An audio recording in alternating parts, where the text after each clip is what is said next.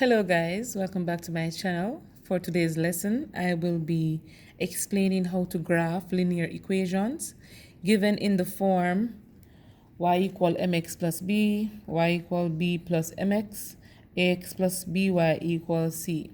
Remember these are the general form of an equation of a line, and we know that m represents the gradient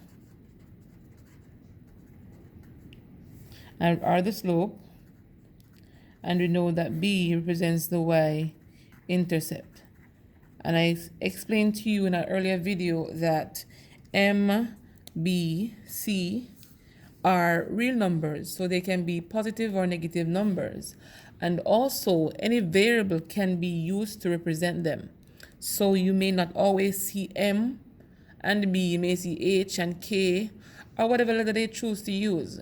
But the concept remains the same, guys. Okay, so I'm going to be graphing linear equation using the intercept method, where you find the x-intercept and the y-intercept. So previously I explained to you the x and the y-intercept, okay? So the x-intercept is where the line cuts the x-axis.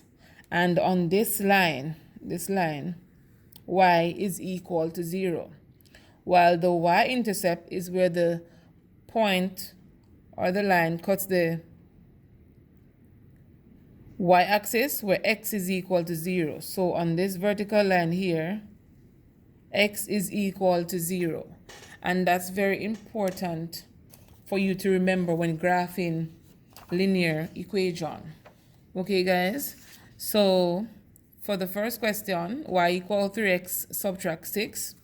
So we have to first find the x-intercept. And remember here, y is equal to 0. So in this equation, anywhere I see y, I'm going to be replacing that with a 0. So 0 is equal to 3x subtract 6.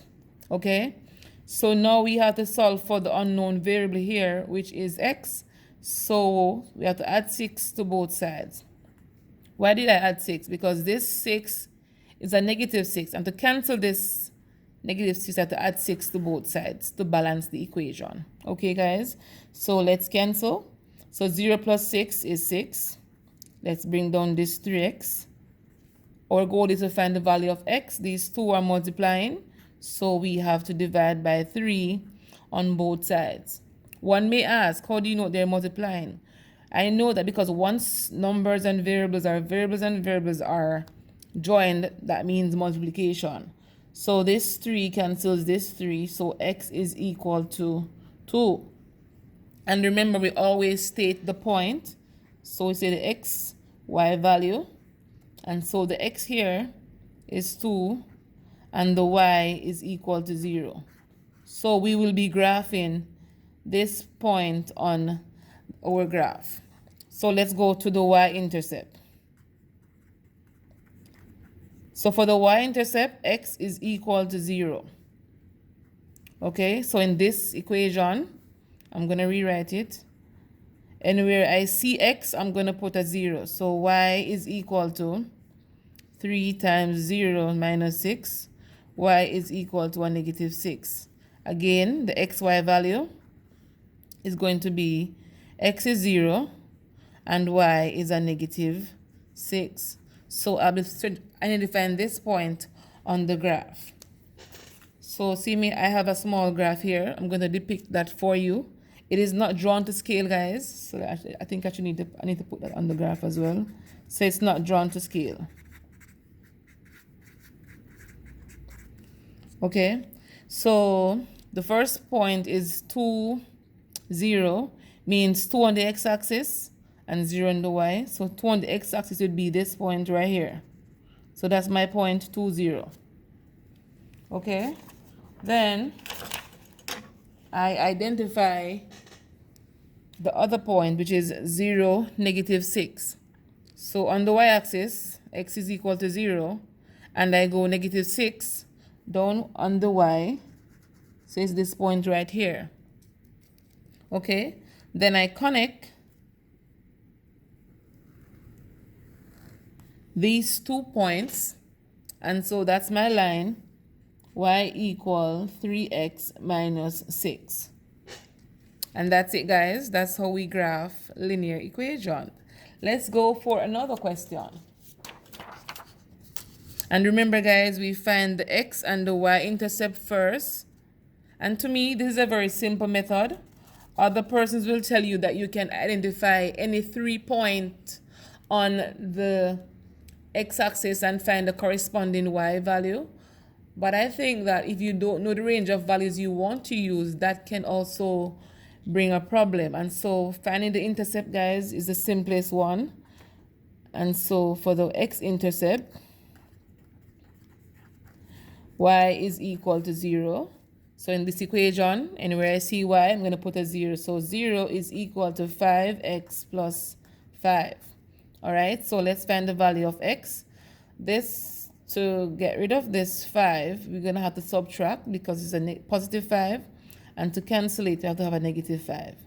And so we subtract 5 from both sides to balance the equation. So positive 5 subtract 5, that cancels. So let's bring down our 5x. 0 subtract 5 is a negative 5. Let's go ahead and solve for x here. We divide by 5 on both sides because they are multiplying. So this cancels. So x is equal to 5 into 5 goes 1, into 5 goes 1. So a negative 1 over 1 is equal to a negative 1, because the rule of integer states that a negative number divided by, let me put it properly. So a negative divided by a positive is equal to a negative. This is one rule we need to pay attention to. So let's go ahead and find the y-intercept. So for the y-intercept, x is equal to 0. Okay? So in this equation, anywhere I see x, I put a 0. So y is equal to 5 times 0 plus 5. Y is equal to 5 times 0, guys, is 0. So 5. So our coordinate here is going to be 0 for the x and 5 for the y. Oh, I did not do the coordinate here. Let's do that one. So x, y. So x is equal to negative 1 and y is equal to 0. So that's our coordinate. So let's go to our graph, guys, and find the corresponding points. So the first one is negative 1, 0, means negative 1 on the x-axis, which is this point, and 0 remains the same place on the x-axis. So that's my first point.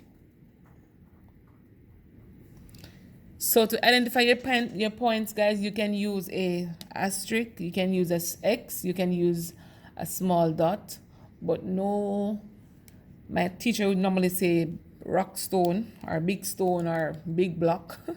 Just use a small thing you can use to identify the point. And so my next point is 0, 5. So 0 on the x-axis is at the origin. Then you have a positive 5. That means you go upwards. And so this is my next point. Use a ruler, guys, to connect the points. At the moment, I don't have a ruler, so I'm going to be using. So that's my line. Y equal 5x plus 5. And that's our answer.